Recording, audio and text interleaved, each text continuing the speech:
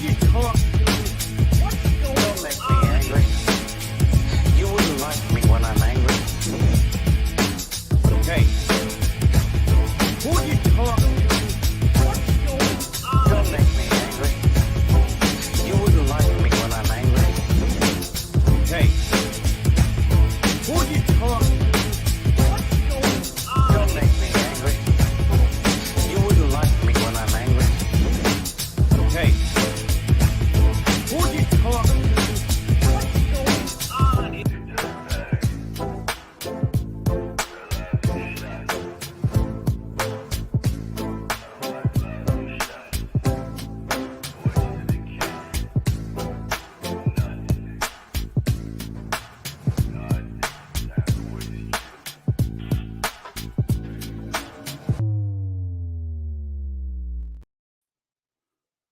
Hey, who'd you talk to? What's going on? It is me, Mike Lepre, King Mike L. This is Legit Paranormal, brought to you by legitpodcast.com.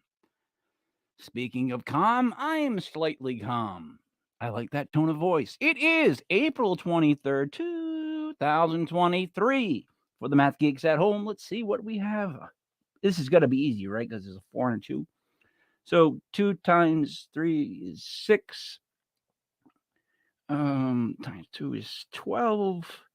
I can't figure this out. 9, 2, 6 on one hand, half a dozen on the other. I got nothing for the math geeks. But joining me always is Buddy Money Bear. What's up, buddy? Good evening, Mike. How you doing tonight, man? I'm doing okay. How are you doing? It's a rainy, miserable day here in the sunny Ocean State. I have a beautiful crafted beer. I'm gonna get to it in a minute. I'm gonna give a big cheers. Tonight we have a guest from Pennsylvania, but also from Pennsylvania. A dear friend of the show, a dear friend of mine, Jeffrey Ahern. He ran the Heiner Park View ultra marathon this weekend. He ran up and down mountains like this.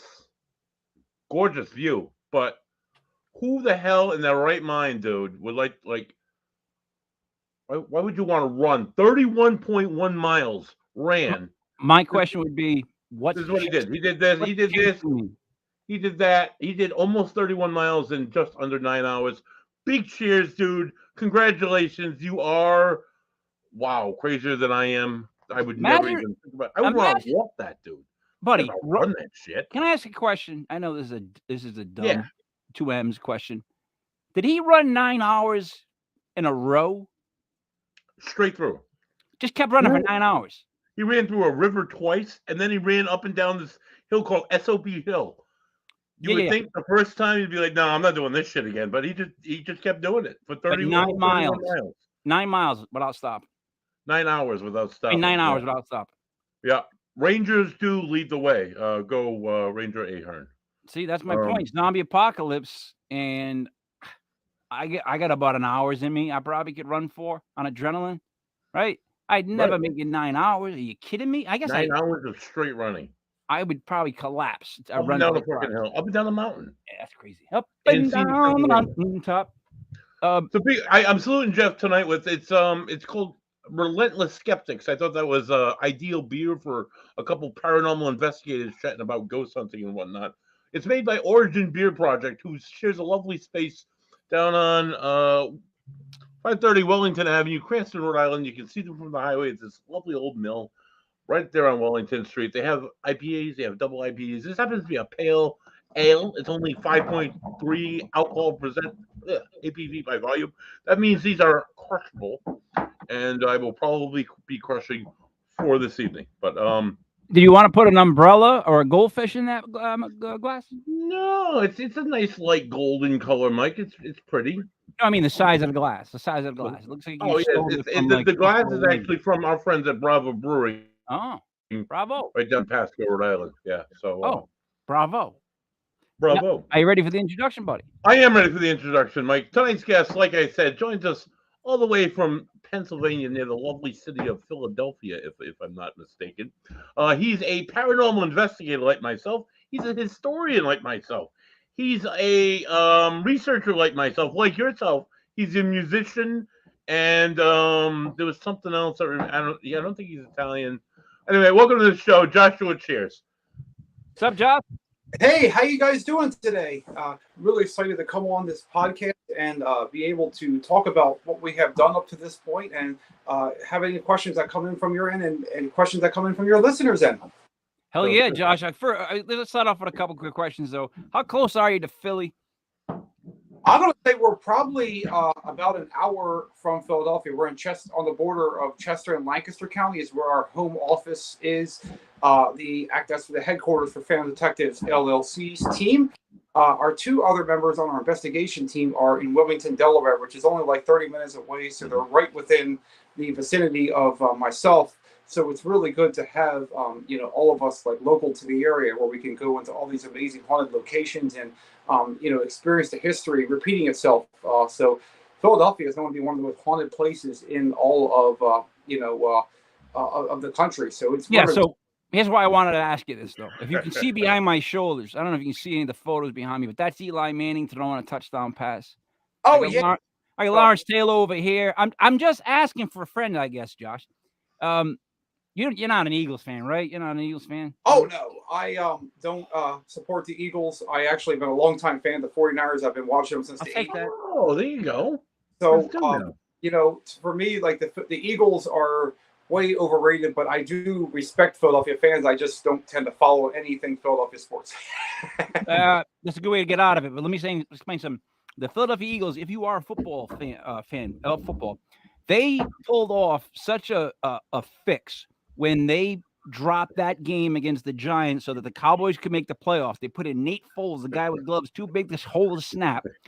And then the following draft, the Cowboys traded with the Eagles so the Eagles could jump one spot in front of them to get Devonta Smith. It was a payback in continuous years. The organization drives me nuts.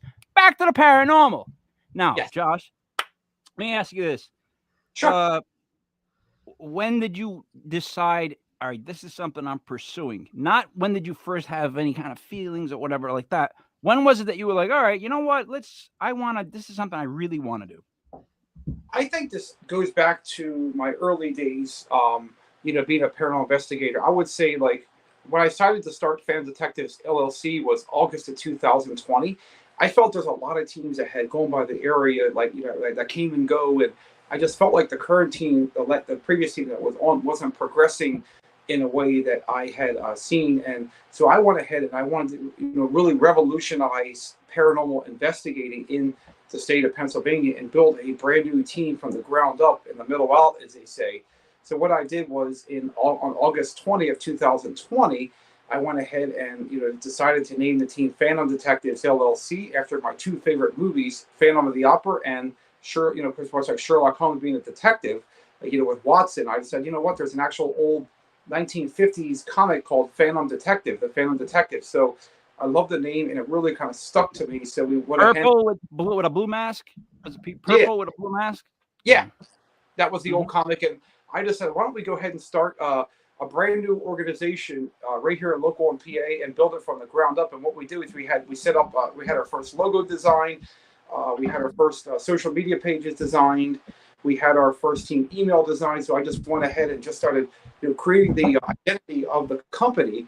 And then, of course, what we did was we did our first pre-investigation at a place called the Selma Mansion, which is located in Norristown, Pennsylvania. We just did a public investigation. And what I did was I brought my previous lead investigator over from the old team. She is actually a Civil War reenactor, a sound engineer. She invents paranormal investigation equipment, and she was our first lead investigator in the team's history. And she came in from there. She had a lot of skills in audio editing and. So Josh, let me jump in on this one. When you're putting together your team, you're trying to build like the A team, right? You want that guy that's the video person or the girl. You want the other person that can do this. There's certain people you want on your team. When you're building your team, what are you looking for? What positions? What guys? I'm looking for people that are dependable, that you can up on investigations, people that are loyal and dedicated into helping our clients that have paranormal activity in their homes and businesses, people that communicate well, that are trustworthy with the responsibilities that I give them.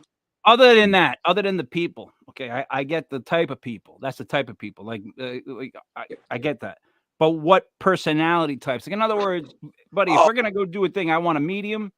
I want that skeptic video guy. You know, like that classic stereotype skeptical video guy. These are the guys that I want, right? So like what I'm saying is when you're building your team, what certain types do you want in that group other than just dependable?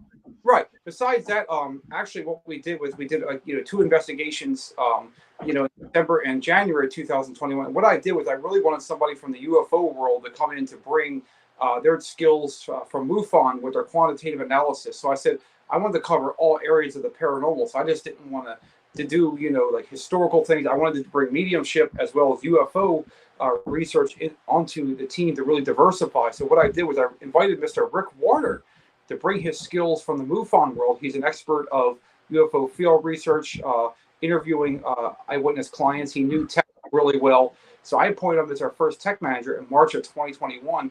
And not to mention, he's also the director of Extraterrestrial Research Center, ERC, and he's also the U.S. ambassador to the Italian UFO Federation. So I wanted to be able to bring in someone with his skills with field interviews to really diversify what we did. Here's the only thing. See how you lost me with the Italian UFO Center. I'll tell you why. Because I'm so Italian, it sounded made up to me. That sounds like a front, like a business where you think they're doing business, but they're just really gambling in the back. Buddy, did you not get that feeling when he said the UFO, the Italian UFO? Like they're just making them acronyms at this point, right? There's no anything like that, is there, buddy? I knew that you were going to go there, Mike, because he said the word Italian, and I knew that a sip of beer was in my future, but I wasn't initially thinking like backdoor sauce or anything going on. All right. Back room. Never back door, but back room. I'm sorry, Josh. Go right ahead. I just, it sounds like sometimes like because they change UFO, right? It's no longer UFO. There's now like but there's now like 400 different acronyms they'll throw at me in like a debriefing or something, and I can't keep up. It's like the beep RO, what was over the beep and it was UPA and a beep. It's just like I quit, and I speak for the dumb. I'm trying to tell you, like I'm bringing it down to a base level. I can think about it at any level you want, but at the dumb level, what we hear is we get lost in the acronyms. I'm sorry. Let's get back to this. So you got that guy. That's a great grab because we have Jean Broida on the news, and she's such a UFO fanatic. She's looking constantly at what like they're releasing and they're redacting and all this stuff. So one of those people, great to have on your group. So right there, boom, that's a start. Let's go, Josh. What do we get next? Sure. So what I also did was after, that several months in June of 2021, of course, I wanted to have a psychic medium. So I wanted to bring somebody in from the mediumship world as well, because and what I did was actually I reached out to Cindy Kaiser from the show The Holzer Files. Cindy is, of course, the medium on the show. And, of course, she's also done The Ghost of Devil's Perch on Travel Channel. So Cindy You shoot big. You shoot big, Josh.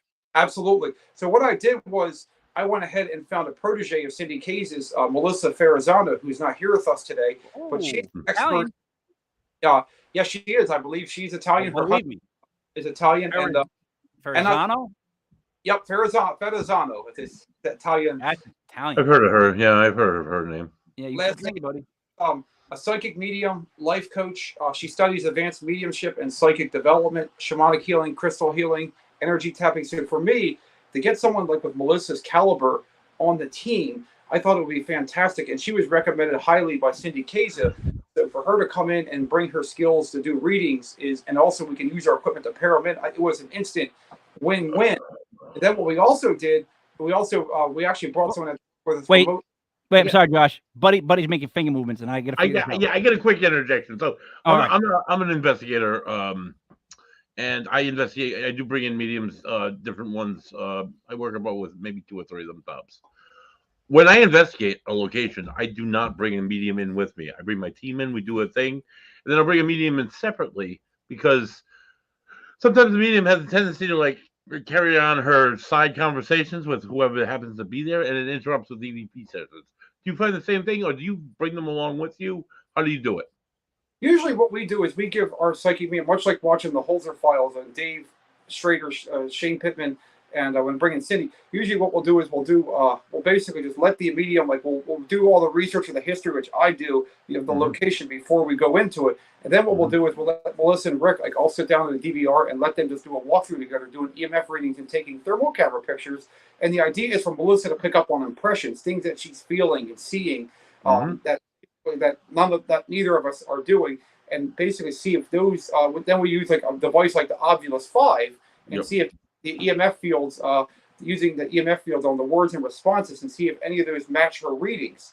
And then have that match from the Ovulus 5 into the readings, and that match the readings, that there's a good chance that likely you have some kind of paranormal activity. So the idea is for her to like walk through with no history and no knowledge, and to see if she picks up on possible past events or people that were associated with the home location.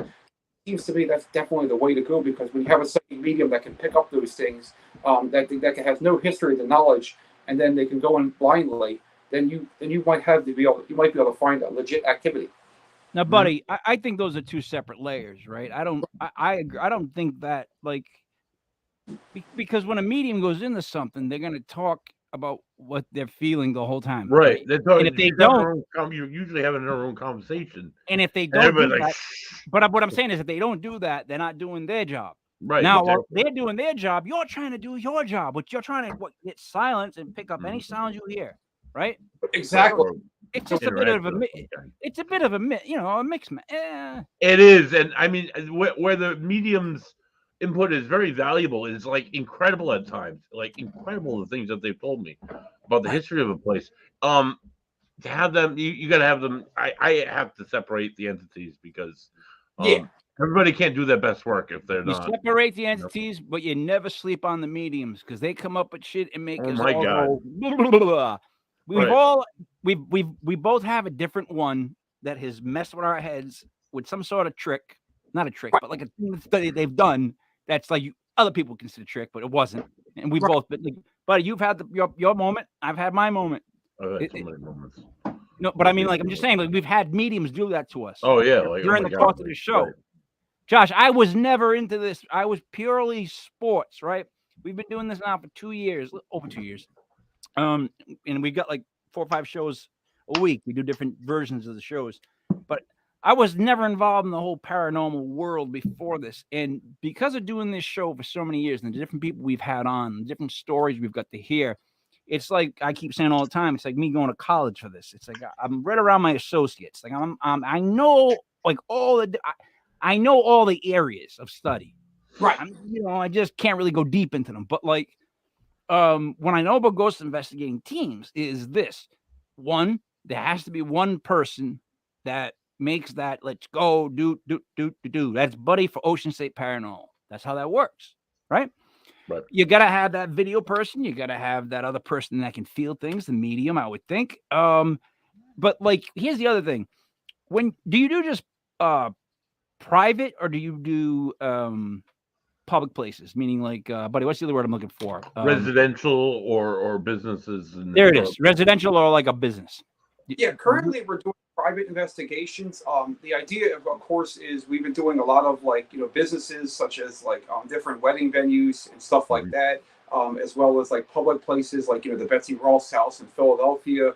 We're doing residential cases. So we're doing all of it, and we're historical groups. So we like to do buildings that are over 100 years old, that have a lot of history to them. So that to me is really the best part, is the history that comes alive and shows itself to you through your equipment. Oh. Go ahead, buddy. I'm sorry. So, being a history nut that I am from around, there's a lot of it up here. When I think Pennsylvania, I've been there like probably 3 or 4 times in my life, and it's never been for ghost hunting. It's always been the appreciation of history. But I want to ask you, have you ever investigated anywhere at Gettysburg? Oh, yes, we have been. Actually, we did a public investigation a couple of years ago. I was with my previous team member at that time. We went to the David Stewart farm in Gettysburg, which is, with Dave Giuliano from the Ghost Hunter Store. Really great guy. Dave's been doing this for almost 30 years. I know Dave. Yep. Yeah, I know Dave. Awesome.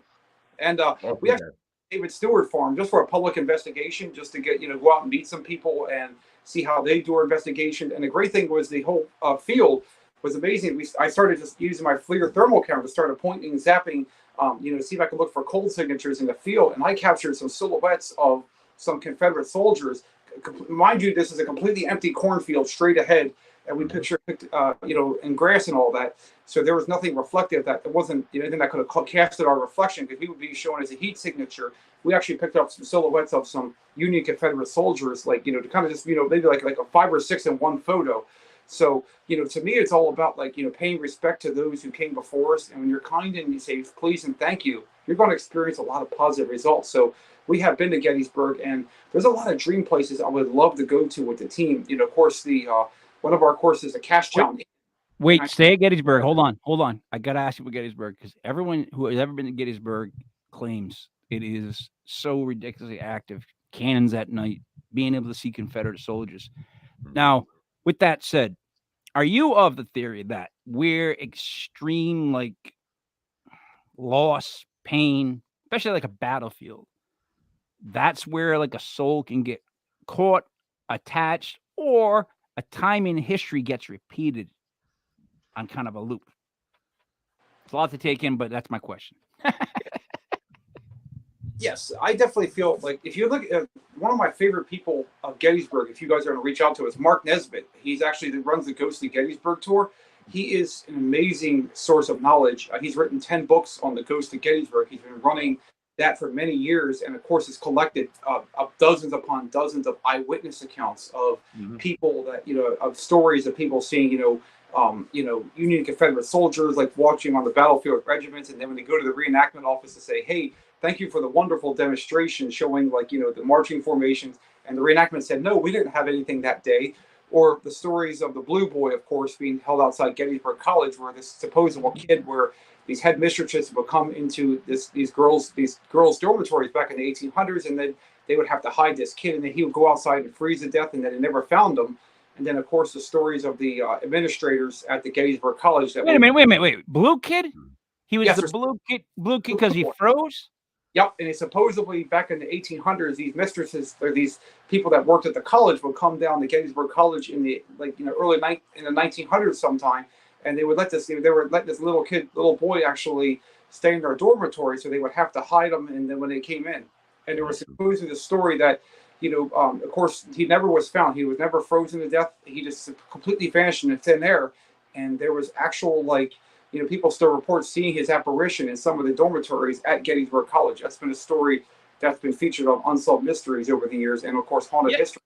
You ever wonder why they didn't just give him to somebody like the authorities, somebody like that, instead of hiding the kid and then letting him sleep outside in the cold? Yeah, I think back then a lot of it was basically due to, of course, back then people didn't report that kind of stuff.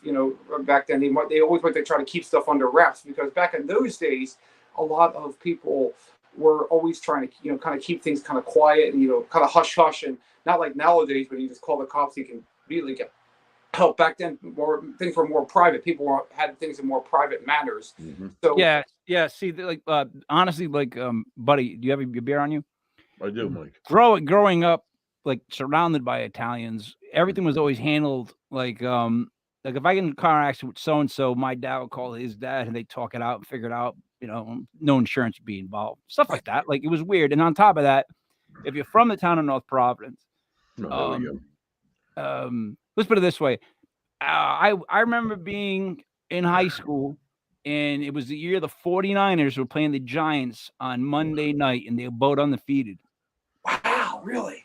Yes. And I was sitting with the mayor and the people that are on the board. And it was me and my 2 or 3 friends, and they were cutting up sausage and stuff like that. They made a cheese tray. We're drinking beer that we brought in, right? We leave the place, and the mayor at the time, right, gives us this piece of paper.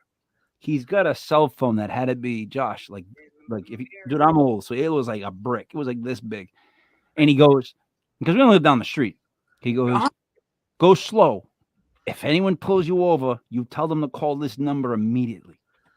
Right. I wish that's a fake story, but it is not. It's completely true. So that's how small my town was in that sense. So a lot of things, I understand that. You keep things, you don't need to let other people get involved, because then more things get questioned, and nobody wants that attention. That's basically a small town mentality, right? That makes sense? That makes perfect sense. So I see everything was kind of like all kind of like, like you said, what goes in this town stays in that town, And it worked out better that way, in my opinion, because you policed yourselves. Like nobody ever messed with anybody's house because you knew everybody's house. Buddy, am I right with that? Like you would walk to your neighbor's house when you were a kid. It was like, oh, drink from their hose. Like, Right. And yeah, or even some people would go into the neighbor's house, into their fridge, and it'd be okay. It's just small town mentalities that don't really exist anymore. Yeah. So for us, it's always like, we always side with those people that sound weird, that are like, they try to keep it hush hush. Right. It's just how we grew up. It's like the idea of just brush it under the rug and not let the dirt come out of the rug. Just keep it, just sweep it under, Well, God, yeah. I mean, come on, Philadelphia, Pennsylvania. You guys are part of the whole, what I call the shady Northeast. From like you guys to us in Providence, to Boston, to New York, Baltimore, Maryland, all shady cities, shady people. You know what I mean? Just how it is. It's West Coast. They're all calm. I think of calm people. I think of people relaxed. They're just so relaxed. I don't care if it's from the Seattle all the way down. You know what I mean? Past whatever. On the East Coast, shady people. I take pride in that. We're always ready. Just saying, Josh. That's just how.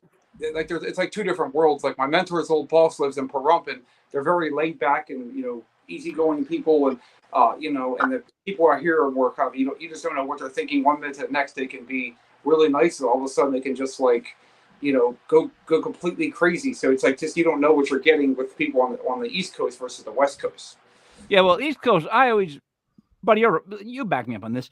I always just assume they're going to be a bit miserable because it's miserable on the East Coast. That's what makes us funny. That's what makes us like tougher than the West Coast because they get up and it's warm all the time. I don't.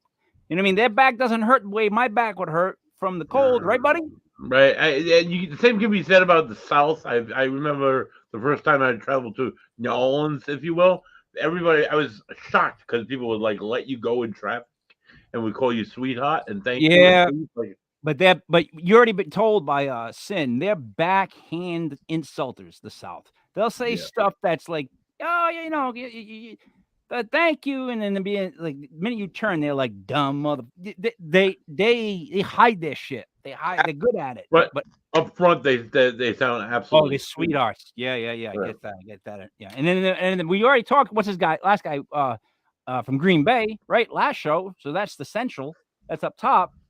And he really did have the accent. Josh, I thought I was being set up. This guy comes on the show, starts talking in that classic, that Chicago Green Bay Bears. Bears. And he goes, yeah, we had some, what did he say? We had some, not sausage. It was friggin' sour. Bratwurst. He goes, yeah, and I made some bratwurst. And I'm like, are you a setup? Like, I literally asked him that on the thing because, like, that's too easy. Like, you're from Wisconsin. You're going to tell me bratwurst in your first sentence? Like, holy crap.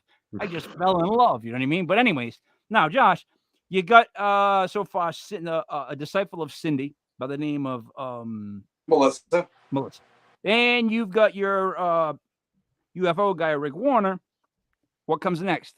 And we also have our fourth person who's actually working remotely, but he'll be joining us on investigations in July. We're actually the only team in the world with the psychic lawyer himself, psychic explorer, Mark Anthony, who's the author of 3 best-selling books, a fourth-generation psychic lawyer, Oxford-educated attorney. He's also married to Jennifer Lopez. Advanced mediumship. Yeah, he's like a world-renowned celebrity. Everyone loves him on Coast to Coast AM with George Norrie and Gaia. He's got his own shirt line. He makes his own pants. I saw him at Kohl's. Mark's a pretty famous guy, and he actually does a lot of our research behind the scenes for us. And what's really great about him is when we have like legal contracts, we need to look up for something. We have to like contact the location. He'll look over those. But Josh, let me ask you this: aren't you glad that you like? In other words, I feel for this guy for one reason. No matter how famous he ever gets, there's somebody with his name that's more famous. That's not fair. That's not fair to him. It really is. There are people out there that, they might think that they're one person. All of a sudden, you might find out that there's someone that has even more research and credibility than the other person. So we always got to stay humble. But Mark is pretty well known on a lot of, No, I know. But compared to Jennifer Lopez's husband, Right. He's got his own clothing line. He can't be that famous. I'm just saying, like, imagine like you're that situation where it's like there's a buddy there that's like the top of the pop charts right now, buddy. He's got like 2 hit songs out. Right. You'd be jealous. He's not What are this you gonna buddy do? fan. Yeah, what are you gonna do? I was the original buddy, and that's all That's that what I'm matters. saying, but it doesn't matter. They don't care. Google my shit. Google my shit. There's always somebody else that always has like more credibility, more research, more. So, you know, all we can do is just continue to prove ourselves every day and just continue to strive to be the best people that we can be. Yeah, Right. I don't think it. Look, experience only matters to a degree.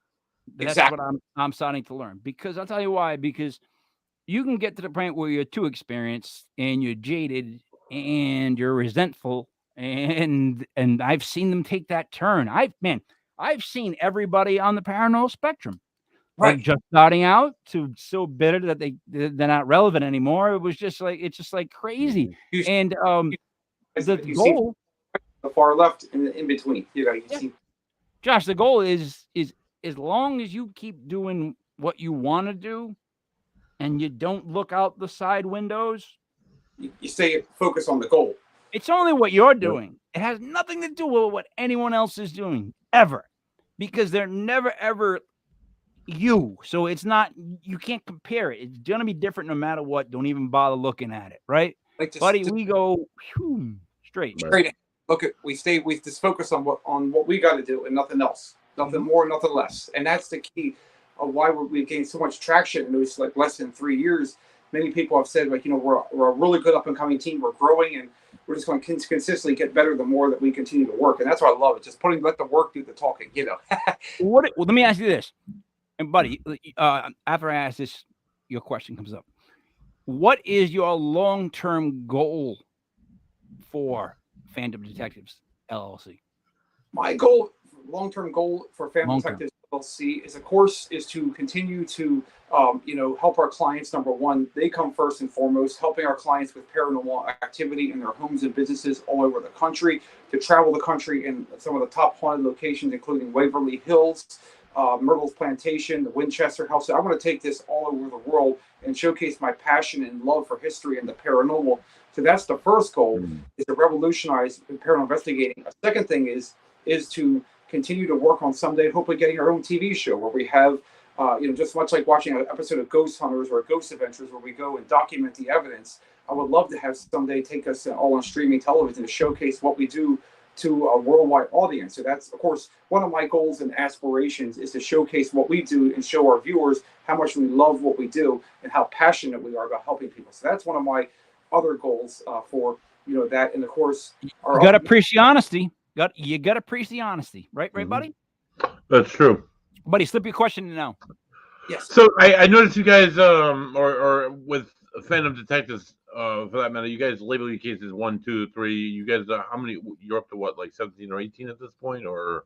Yeah, we've done about 16 investigations in our history so far, and that's for the first few years since we started. Now we're getting ready to go back to the Governor Ross Mansion, which is in Seaford, Delaware, on the 26th of May. And we're actually going to be, the really cool thing about this is we're starting to appear on local TV now. A news station called TV Del Marvo, Channel 14, will be documenting this investigation and releasing it into a 2-part miniseries in June or July. So that'll give us a lot of exposure along the eastern shore. Delaware, that's absolutely incredible, and where you're getting to investigate it as a historian is even better. Let me ask you, as an investigator, in 17 or 18 cases, how many ever you've been on? You talked about working with other groups in the past. What have you learned as an investigator? What is this all about? What's your theory? I think the most important thing that I've learned from these investigations is to document paranormal activity with using some of the most state-of-the-art equipment in the world. We're one of the few teams that have like one of the SLS cameras from our friends Todd Sylvia, Relatively Paranormal, which includes 2D and 3D mapping. We also use state-of-the-art thermal cameras. We use state-of-the-art EMF meters, voice recorders, so ghost boxes, and we actually have an improved version of the traditional Estes method where you hook up the headphones and the blindfold on, you know, a medium. What we do is we use our psychic medium, Melissa, and what we do is we run the ghost box and scan the AM and FM airwaves to see what she's picking up. And so far, it's really worked out really well. And what we do is we actually improved it called the Chairs-Warner method, where we actually add in an EMF meter, we add in a voice recorder, and the Paranology's gyroscope, which is like a rotating ghost doll. It actually lights up the words yes, no, and also lights up letters and spells out letters. So we add all these extra pieces to the traditional Estes method that's been seen on like Kindred Spirits and other. Yeah, I've used the Estes methods. Yep. You talk about recorders. This is what I use. Yeah. Awesome. Basic $50 model from Walmart. I've used it for about a decade now. I've gotten some of the clearest EVPs. Some of the clearest stuff I've ever that you'd ever dream of getting. What's the difference between what you're using and what I'm using? We usually use just like what you guys use, a standard state of the art, and of course we have some of these old RT EVPs. But Gary Galka, of course, who was a good friend of our team's. Gary, of course, invented the millimeter and the PSB7, and the really great thing about EVP, it has the most clearest audio capture that you can get. And what's awesome is all you got to do is with a standard voice recorder, just hit record and stop. You can also just get a free audio program like Audacity and just plug it into your USB drive, and then just port the audio in and just enhance it with just standard add a little bit more, enhance the audio and just amplify it, and then just start listening and see if any voices come up that you didn't previously. And the most important thing is when you do your EVPs, you want to make sure you get clear and concise EVPs, things you can actually understand words and syllables, and you also make sure that you can make sure that there's no one if you cough like that or sneeze, chew like that. You want to make sure you want to say tag, so that way you tag your audio recorders, so that way it's somebody that's in the room. So that's why I think we keep our team small, because a lot of times if you have more people around, it's going to be harder to decipher if there's actually someone's voice that's on your team, or someone that might have stepped or slipped or something, and then the audio recorder picks up. So you have to be very careful on the audio recorder to make sure everyone's quiet and there's no one talking, because you want to make sure that you have all this, let the spirits do the talking for you on the voice recorder. Buddy, let me say this. Let me say this. So this is where my theory would lie on that. Not that anybody cares. I've learned, I think, that it's the people that are there that play a big part in activity. I think that spirits are drawn to people. But now, if I had the money and if I had the want to, I would get the best gadgets I possibly could. I would try everything out. I'd probably be like Josh. I would want to try and see if I can come up with something that's brand new and different, if that was my goal, right? Josh, you're much younger than me, so you have much more energy. I get that, though. So I understand what you're going for, and I'm appreciative of that. There's different ways of approaching this. It's as long as you're being good to the whole idea of it, right? Get as many gadgets as you want, or be the guy who has one recorder. You're probably both going to end up with somewhat of the same stuff, but the guy with more equipment might get some new cool stuff we haven't heard before. So that might be pretty cool too. So I'm all for all of this, right? I really am. Me personally, what I like about the paranormal world is, for example, this summer, buddy, we need your smile in the camera for a second. At Block Island, which is an island off of Rhode Island. It's like a vacation island. We're hooking up with Block Island Ghost Tours. We have three events. It's one weekend each month. We have Tim Weisberg and Michelle Freed coming down for so you know them. They're coming down in June. I might offer a rebuttal really quick. Well, Tim Weisberg and Michelle used to host. Tim used to host the show Midnight in the Desert with Art Bell. Yes. I like to talk about a little bit, go into this topic, because you made a perfect thing to add into the topic. So Art Bell, of course, in 2015 had his final return ever to the air. Basically he actually worked with my mentors, Dr. J and Heather Wade, who, of course, Heather's unavailable at this time, but Dr. J's still around. But the idea of making a streaming platform for his final return, of course, he wanted his members of Sirius XM, Art wanted the Sirius XM was charging his subscribers $200 a year to appear on this streaming platform. But Art's like, no, we're not going to do that. We're going to create a dark matter digital network. So how about this? In 2021, the dark matter digital network news anchor, the original one, Leo Ashcraft, had reached out to us and said, hey, I don't want dark matter news anymore. I decided I want to part with it and move off of it. Would you be interested in purchasing rights to the news service of Art Bell's Midnight in the Desert? And Fan of Detectives is, of course, like, yeah, Absolutely. So we sat down, we negotiated, we drew up a contract, did everything legal, right? So Phantom Detectives LLC acquired rights to Art Bell's Art Bell's news service. You know, it's basically through Leo Ashcraft, who created it. I mean, it was Leo Ashcraft, but it was a part of Art Bell's show. So we acquired the rights to it, and we rebranded under Phantom Detectives LLC on July 20th, 2021, the 6-year anniversary of Art Bell's final comeback. So we decided to bring back the website, tribute to his memory. And it's like now it's become a division of Phantom Detectives LLC. It's owned by us, but it's a whole separate entity itself. So we're really appreciative that we acquired the rights to Leo Ashcraft's news service. So let me get this straight. So again, you're an Art Bell fan like myself, right? Yeah, I actually know two of his sons actually happen to live near me, and I'm a very two of his sons. And we acquired the rights to Art's affiliate director's news service. I worked with his staff members. I was their guest booker, and I did a fantastic job producing their shows. So I am very well versed in the Art Bell world and have close connections to the family as well. You know what? So I try not. He does Midnight Society now in Minesburg. Yeah. My former boss actually works with him, but unfortunately, my former boss and I, Amy, there's a certain Amy out there. We just unfortunately, Amy used to work under Leo at Dark Matter News. That's how she got her start. And of course, that's the brand that I own now. There's a certain other person out there that unfortunately I keep my distance from due to because she's very erratic. She's doesn't show up sometimes, and she did shows, and that's why her left her show. But I got great respect for Tim and Michelle. Michelle has absolutely done a wonderful job. Producing. She produced for Dave Schrader for a while, and then she produced for Heather Wade. And then she also produced now for Tim Weisberg. So Michelle's absolutely great. She also has her own remote viewing where she teaches classes on those subjects. She does. She does. Of course, Tim Weisberg has Spooky South Coast, which is a very syndicated show. And I know he does a lot of ghost hunts up in the Rhode Island, Massachusetts area. And what's really great is I think supposedly the ghost hunters live up by you guys too, like Jason, Steve, Tango, all them guys. And Tango's in New Jersey, I think, but Steve's originally from the Worcester area, I believe, and really? Right up the road. And Jason is originally from Warwick, and I work in Warwick. His family lives in Warwick, that area. We know his daughter. She's been on the show before. Great girl. Yeah, they're all from up and around this way. Joe Chen, he's from up here. Great guy. And really great thing about Satori is I think she's kind of like the heir apparent. I think, her and her boyfriend Cody are going to be like when Jason decides to hang it up and he can no longer do it, or he gets to a point where, he needs to step away. I think Satori is kind of like the next heir apparent to the I think she is. It's great because I've known Cody since he was a young kid, and he's been involved in the paranormal world for quite some time. He beat cancer, and he celebrates it every year. He's a great guy. He's been doing this for forever.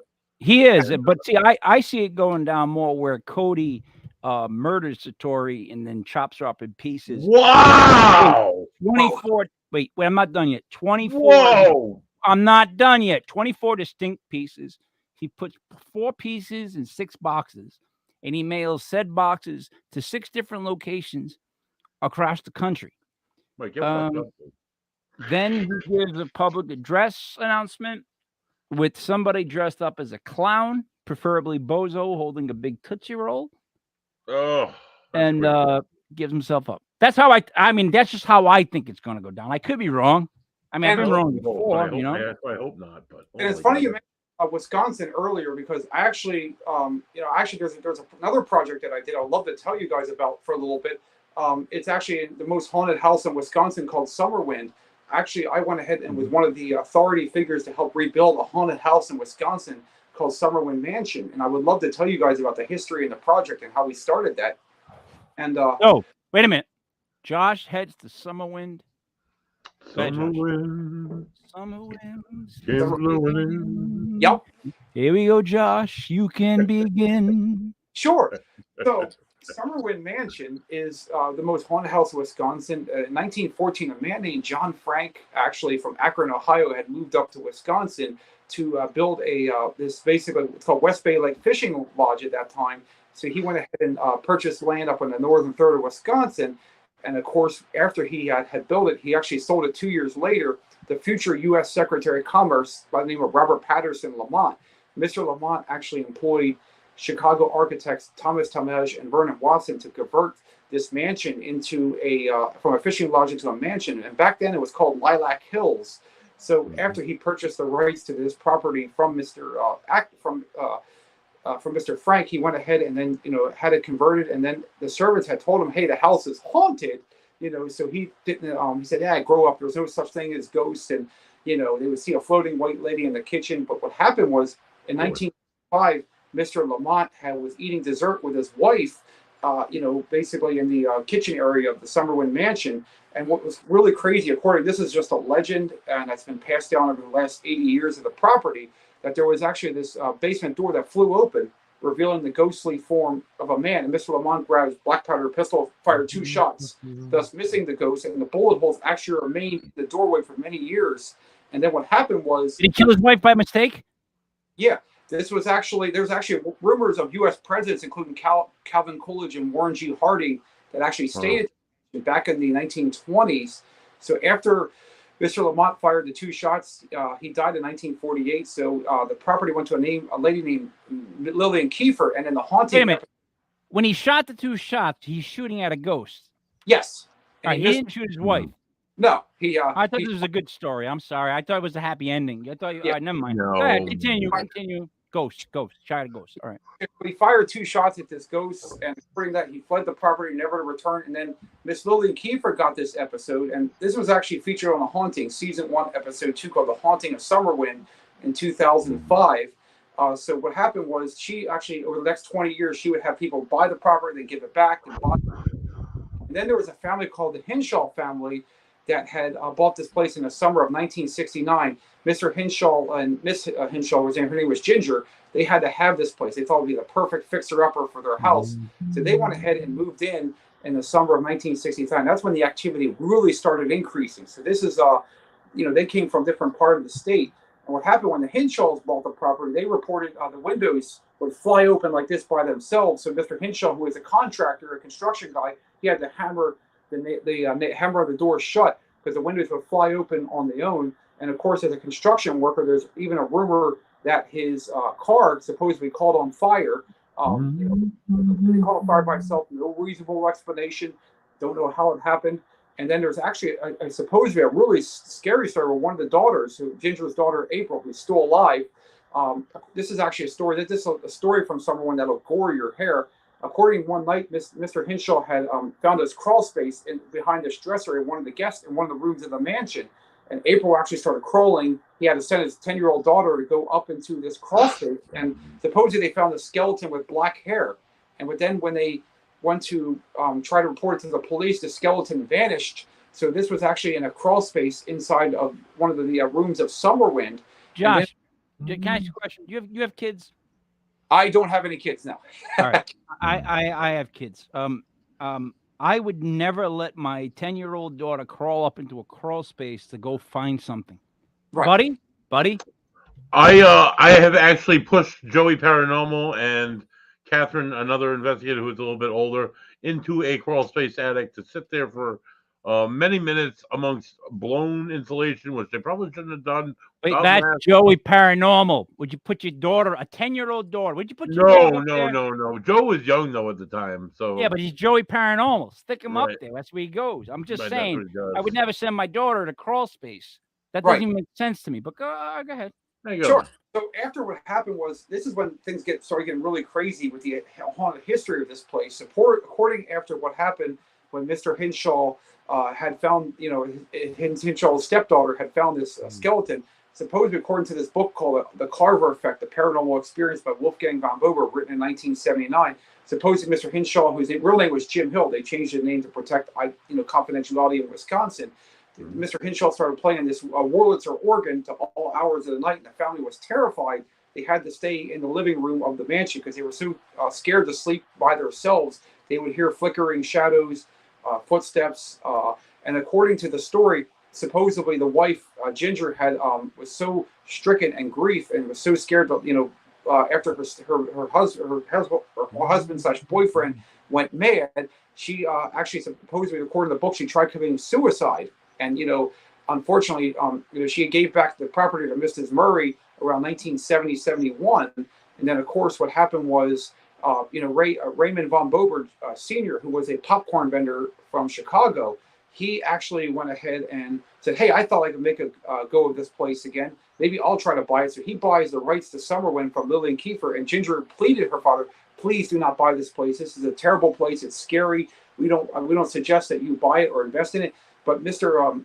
Bober, actually, who is Ginger's father, saw the potential in making this place a bed and breakfast. So much like the Hinshaw family, he would employ people to come work on the place, and then tools would end up vanishing in the thin air. Like they would move from one thing to another. There's also reports when, example, the heaters and the air conditioner, whatever else like running was, actually on the house, the things would break down and all of a sudden would work again. And then there's also reports that he would measure rooms and the blueprints from the original blueprints, and supposedly Summerwind was known as shape change. That's a story that's been passed down among the legends of the book over the years. So, this place, unfortunately, Mr. Bober in around 1978 said that he couldn't make a go of the place again. So he gave it back to Miss Kiefer. And then when Miss Kiefer died in 1985, the property, an investor by the name of Harold and Babs Tracy, a couple from across Wisconsin, bought it. They thought they could, the place was in ruins by then. So people started trespassing on the property, started legend tripping, trying to capture their own paranormal experience. And what happened was when the Tracys bought it, actually this was a wedding anniversary present for his wife. So he thought, hey, I can buy this place and we can fix it up and maybe restore it. But what happened was, unfortunately, there's actually a story from the Tracys when they had bought the place that supposedly one night they walked up to it among the thing, and they reported that the mansion was actually inhaling, like taking a life of its own. Don't know why, but that's what the Tracys had told my good friend Craig from the Fox Valley Ghost Hunters, who runs investigations up that way. And unfortunately, what happened was on Father's Day, 1988, the place, lightning and fire had struck the property, and the mansion completely burned to the ground on Father's Day. And supposedly there was actually a neighbor named Jim who lived at Summerwind, who had talked to my friend Craig, who did an interview about this, that the town was tired of all the trespassing and vandalizing on the property. So they went ahead and took some bales of hay and distributed them all the buildings, and they leveled it by themselves. But the problem is the town kept it under wraps because they didn't want anyone to find out about this. So there's actually a whole article on that I'll show you guys from 2017 about this neighbor had revealed this new information. So all that remains today, unfortunately, of the Summerwind Mansion are the two tall chimneys, the foundation, the steps. So, but we have the original blueprints. So where I come in is in 2014, I went ahead and bought the original engineering diagrams to Summerwind. And I reached out, and on a news feed on YouTube, Craig Nearing, who runs the Fox Valley Ghost Hunters, really great guest, by the way.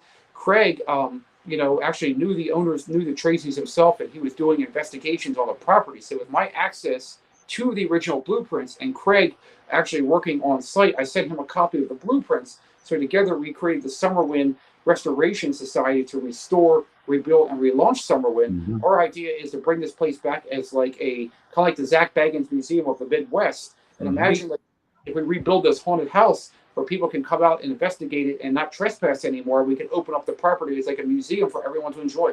Hey, Josh, let me go over the things that I've written down so far. Sure. First of all, do you have any nicknames? Just Joshua, because they usually how they or JC. Sometimes people call me that. I came up with JAW, Jaw, and it stands for just add water. Just add water. In other words, you're the type of guy that you just add water and you're going to talk. And you're like an interviewer's dream, right? An interviewer's dream. Then I wrote, Josh, his head is stuffed with knowledge, right? Yes. And then I wrote micro machines. You remember micro machines at all, Josh? Yes, I do a little bit. I do remember seeing I've seen the pop up before. Remember the guy that would pitch micro machines? No. Oh yeah, I know exactly what you're Fastest talking about. talker in the world.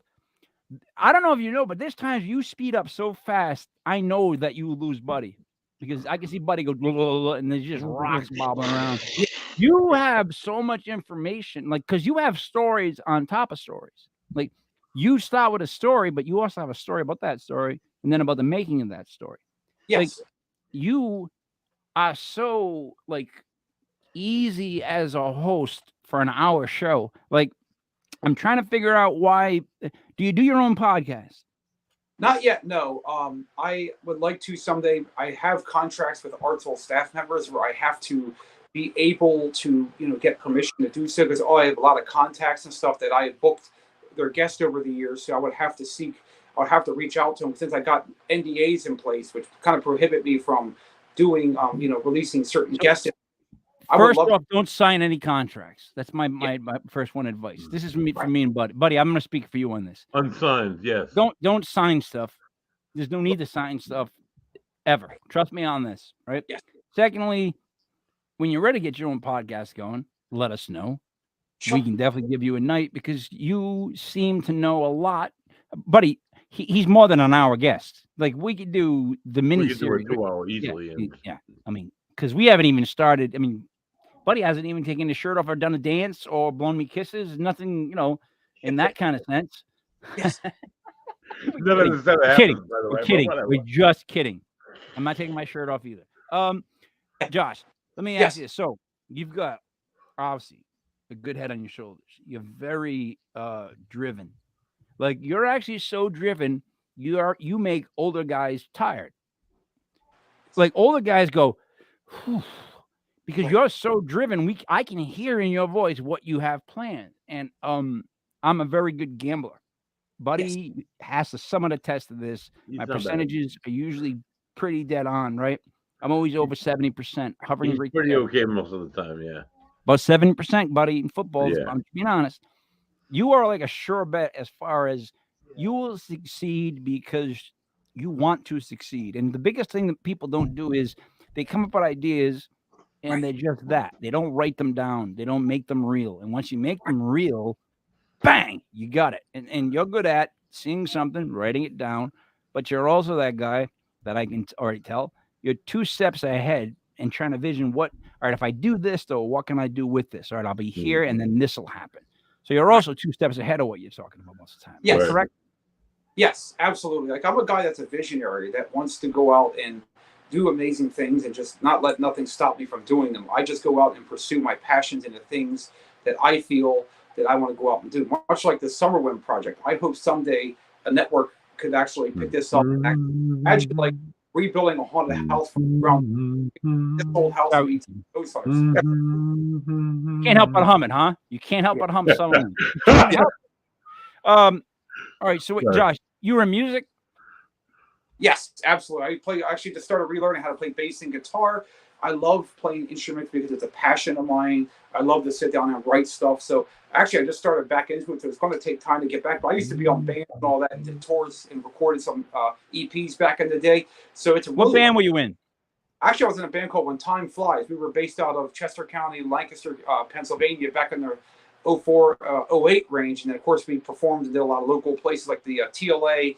We used to play at the Community Club out in Lancaster. And those were local venues that actually near me were very well known. So, of course, any CDs released? What's that? Any CDs released? Yeah, a couple of EPs back in the early, like back in the 2004, 2000. I see if I can find those for you guys and see if I can still have them. They still might be like I might still have them buried in my closet somewhere, and I'll just bring them out and let you guys hear what we did back then. And of course, how would you describe your music? I would consider especially a lot of the guitars and basses that I use. I'm a huge Beatles fan, so I love like how John Lennon and Paul McCartney and George Harrison and Ringo Starr use. So we use a lot of replica instruments that they use. I love the Hofner violin bass with the Rickenbacker guitar because the Beatles were the first like true rock group. They were pretty amazing the way that John and Paul could bounce ideas together from each other, and the way that how quickly they grew and how much they worked hard. And their music to me still stands for today. And I'm so thankful we still have Paul and Ringo left, that are still with us to this day, and they still perform even to this day. Yeah, see, I was in a band for about 12 years, and all right. We were all right. We were more pretty good. We were more like Run DMC was one of my favorite bands of all time, and then I was a big fan of Motley Crue. So before the bands like Limp Bizkit, which is it's the truth, it's God's honest truth. We started rapping with like a live band, but we wanted to play heavy, and it was something that kind of caught on in the Northeast. We did 3 CDs. and then we got like a greatest hits thing that was put together. Nice. Our highlight, I would say, I mean, there's many highlights of odd stories in shows, but I would think the best that we did on the outside looking in is when it was us, Godsmack, and Stained, and we would rotate who would headline per what city we were in. If it was like Boston, it would be Godsmack. Yeah, well, they're both on the cover of Rolling Stone. And I'm sitting here with Buddy Money there. I don't know. Nice. Honestly, I had to quit my band because I found out my wife was pregnant with twins. And I was like, I'm out because that came first. And you know what's funny, Buddy? Said person who plays boom, boom, boom, boom, boom, bass for us. Yeah, I know basses. Has sent me multiple unfinished songs the last couple of nights. Wow. So you guys might. You know what I'm saying? No, there is no. I'm just. There should be. But I get the feeling, This guy- Josh, and I'm gonna let you in on something, Josh. I get Yeah. the feeling that there's conversations going on around me. I mean, I already know that, but I get the ones that there's ones about, the band should do this, they should come, they should do this, they should do a show. I bet you that there's conversations being be here had for every man, among right? every other people but me. That's how I feel at this situation. I'm like I feel like I'm the Axl Rose of Guns N' Roses at this point. Yeah, I'm just like, Well, fuck, no, I don't want to do that. I don't want to go back in time. Even Axl Rose folded though, dude. So what are you trying to say? What's that? Are you like Axl Rose? Are you really like Roger Waters? What?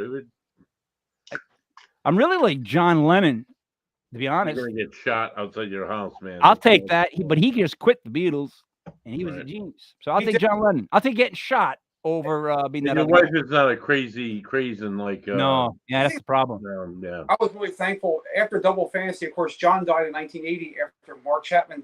But actually, his son, 4 years later, his son Julian Lennon comes up with the album Velat as like the successor to Double Fantasy. And when Velat came out, I was like, holy heck, he sounds like his dad. He looks like, Yeah.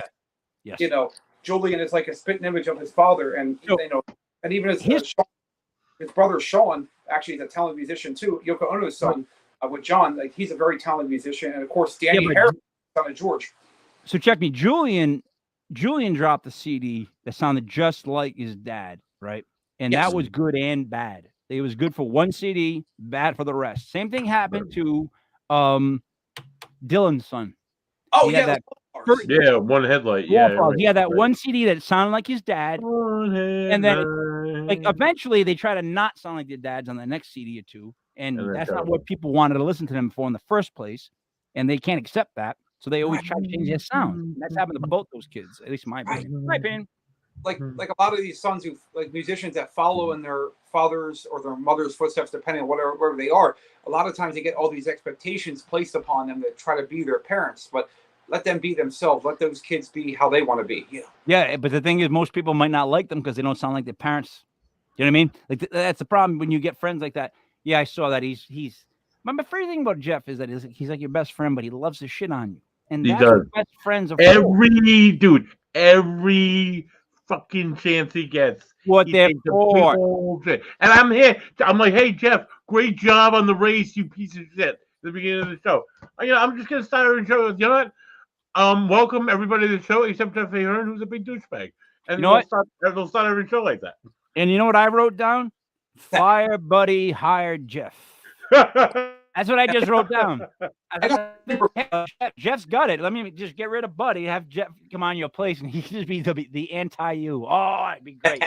All right. So Josh, so let me go over these weekends really quick with you, and then I'm gonna ask what you have coming up this summer. So other than in June, July, we have Matt Warner Paranormal Society. Am I correct with that, buddy? Warner Paranormal Society. Matt is another very oriented, like in tune with what's going on. Collection of haunted dolls, does a lot of haunted things. Right. The dolls Great are type of awesome. person to be on a tour with, right? So, and then in August we have I don't even know if you know of him yet. His name is Christopher DeCesare. He's the ghost boy of Genosea is a college. If you ever look him up, Right. he's got such an incredible creepy story. So we have 3 days planned. Friday night tomorrow, like a VIP party, meet the person, drink with them. Saturday, we have a bunch of things going on. Like we have psychic readings, we have scheduled times. It's beach time, so we give people time. It's on the beach, dude. So we took the con out of the paracon, right? Because you know the bingo hall where you walk the table to table to see what people's tapes and knickknacks or whatnot. That's gone. We're gonna stay at bars and we're gonna stay on ghost tours and beaches. Now, Block Island is a very haunted island. To do ghost tours, to do those events, to do like a mystery hunt, we're gonna do that. Always ends up back at the bar. I think is the best way for people to make connections, to get to know people they want to know in the paranormal world. Right. Better than listening to them give a speech, sitting with 30 other or 40 other people, sweating, trying to listen to them talk. I just think over the course of a weekend, drinking and hanging out, you will get to know that person better. You might get better personal answers, and that gets rid of the whole con of it, the convention of it. It makes it completely interactive. What are your thoughts? I think conventions are good, but I think like one thing I love about doing public investigations versus like doing conventions is that conventions, of course, you're going to meet a lot of great people, but you're not going to be able to really get to know each individual person. You might just say, "Hey, how are you?" and going about your business. But the nice thing about doing public investigations, like what we're planning on doing in 2024, when we start getting out of this year, doing the public investigations, you can really network with people, find like-minded people, and a lot of times, doing these public investigations, you might find people that are interested in the same things you are, and you might be able to start finding people to start, start a paranormal team with, where you can start just like I did in 2020, just started building it from the ground up in the middle out. So that's what's the really nice thing about doing public investigations is you can really get to know each individual person more and see how their skills and see if you have something in common with yours. Josh, you love what you do?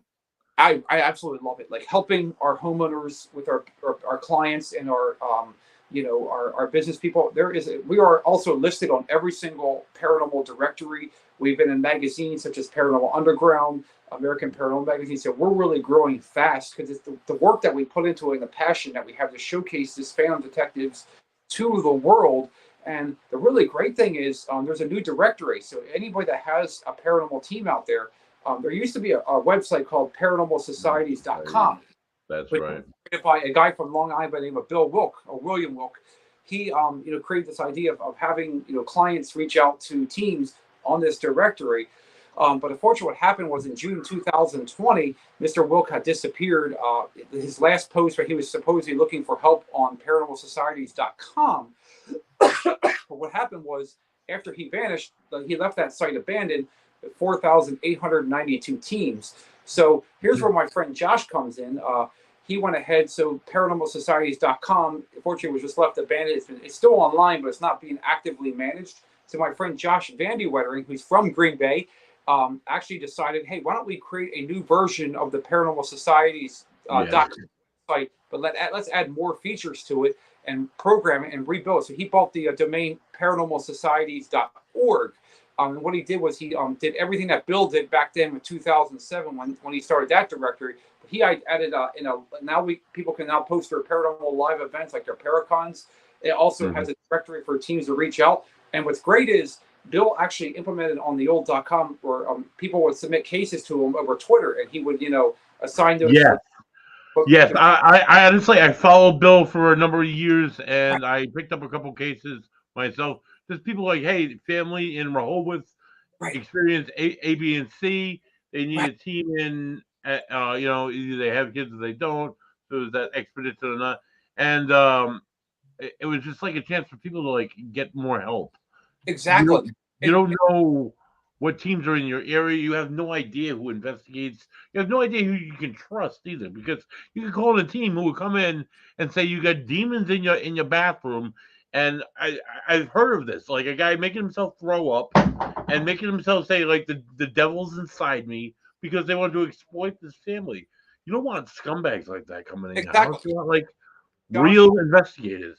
Like Josh, and the fact that there's a site like that you can go to, and like advertise. It's wonderful. It's good.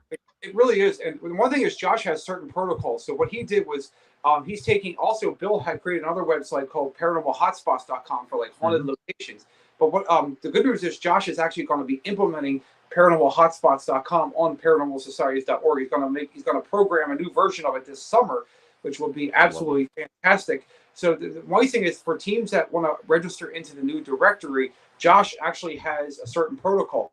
People just can't join like they did on Bill's old website. He actually does criminal background checks on every team that submits. So he wants to make sure that people that are coming into the homes and businesses of these, people that are going to be the public that are coming on these sites, he wants to make sure everyone has a background check and everyone's Criminal background checks. Yes. Buddy, we're out. I thought I actually submitted those to State Paranormal. We're this close, I think buddy. we're already on We're that. this close. Simple aggravated assault on an 80-year-old. The beauty of this new directory is that it's only going to get bigger. There's already like 50 teams already on it so far, and I think it'll only grow over time as more teams know about the .org version, and it's going to have the same features. And the great thing is the case management system. So you're asking about this, buddy. So the new case management system, Josh has started programming it with his algorithms. And the cases are now what's going to happen is after you sign up your team on paranormalsocieties.org, you'll get like a profile. You'll have to make sure you set set your service area, what you specialize in, about your team. If you have a website. So after you do all that, what will happen is you'll get email notifications from the, say example, a person submits a case in your area in Rhode Island. Well, in order to get that case, you got to log into the system. You can see it on your email, but in order to view the details, you got to log into the system, check the case, and then you can claim it by clicking a check mark and hitting save. And then once you have that case, you'll be able to talk to the homeowner or the business owner about doing that investigation.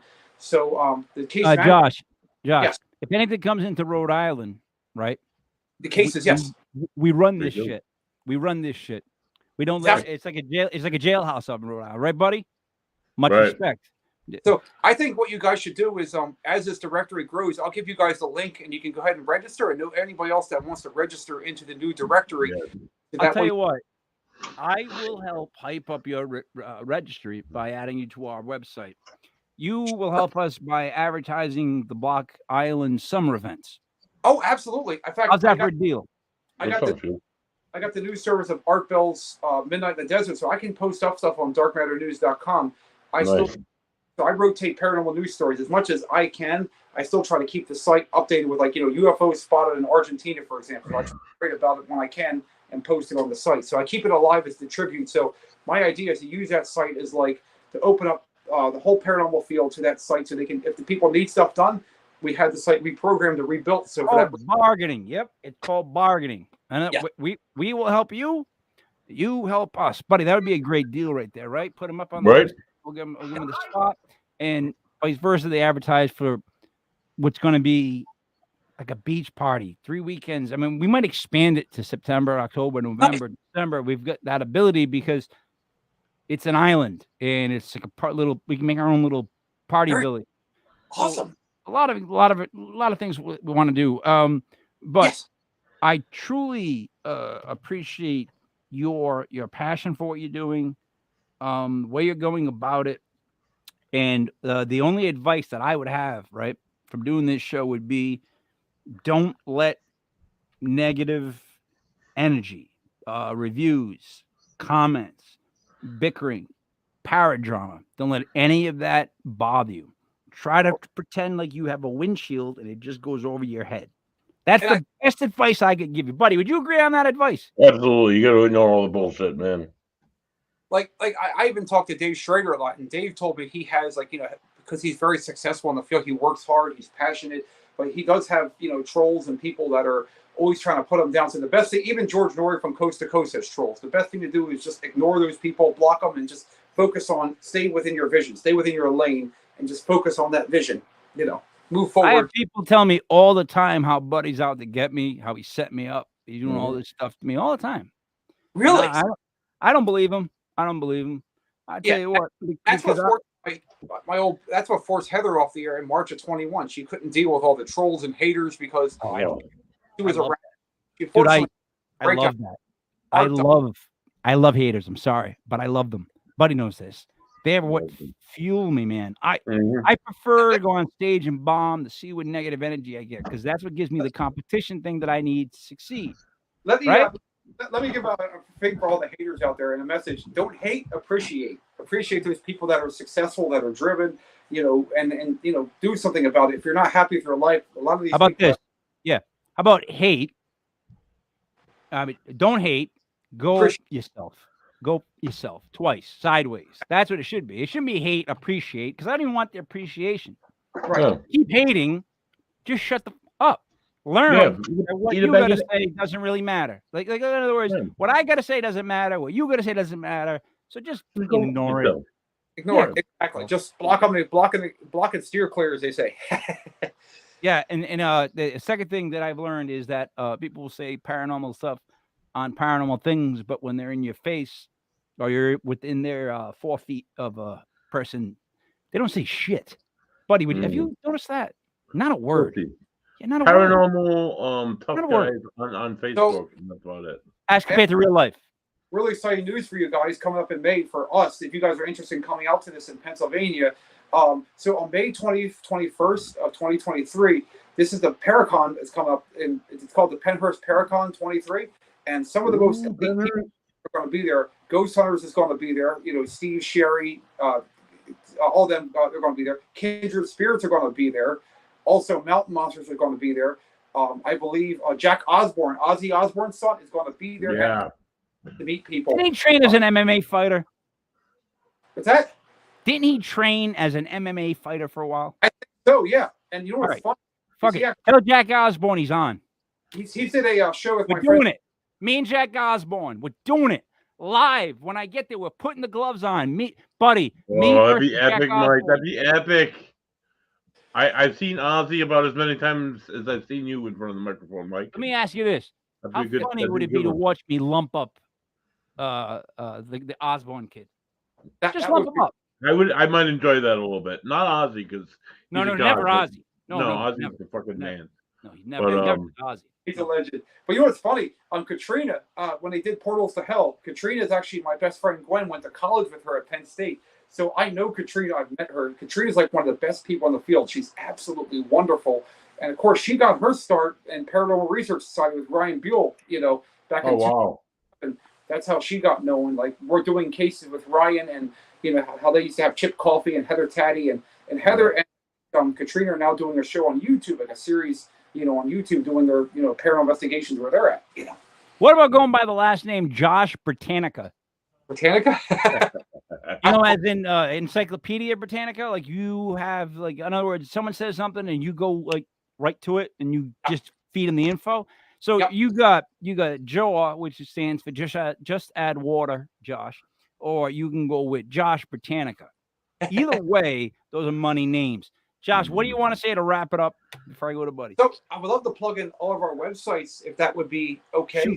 Shoot, Josh. Go. Promote everything that we do. So everyone asks, how do you find us on social media? Where else do you find, you know, how do you find fans? How do we find you, Josh? Sure. So the first place, actually, I would like to promote each individual website. So Mark Anthony, the psychic lawyer, if you want to reach him or book him for a show or do any questions about mediumship or whatever he does. But no J-Lo. No Yep. J-Lo. No J-Lo. J-Lo, no J-Lo. If you want to know. Mark, who's our researcher, he can be reached at afterlifefrequency.com. So all one word, afterlifefrequency.com. That's his. If you have any questions for him, or like to reach out to him, so afterlifefrequency.com.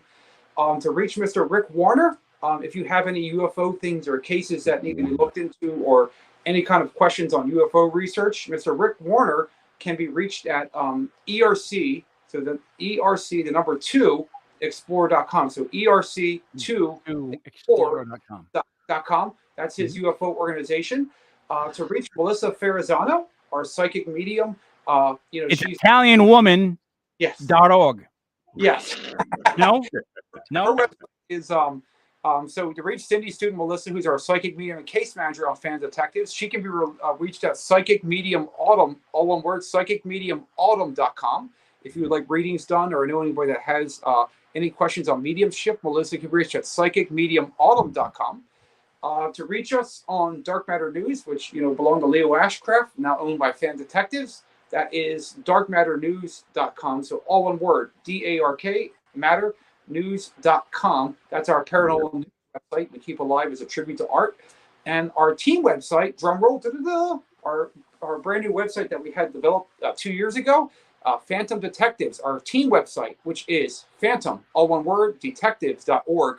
phantomdetectives.org. And the great thing is, we're also constantly adding new content to the site. So our investigations are being added. But the great thing is we have a Discord server. So for any clients that need us to come down and investigate, we have an entire virtual chat server all built right on our website, so people can log in and chat with us real time, or just email us. It'll all go one place, and phantomdetectives.org. So those are all 5 of our websites on our team.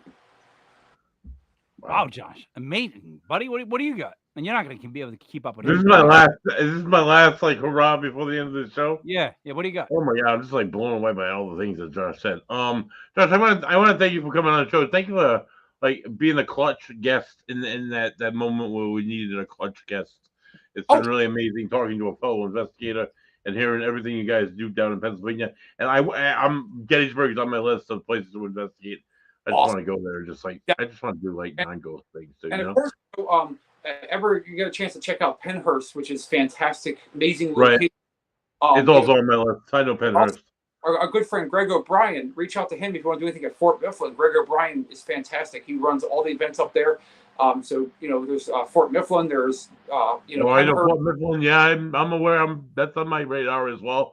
Awesome. The Conjuring House, we have that up here. That's supposed to be really good. Nice.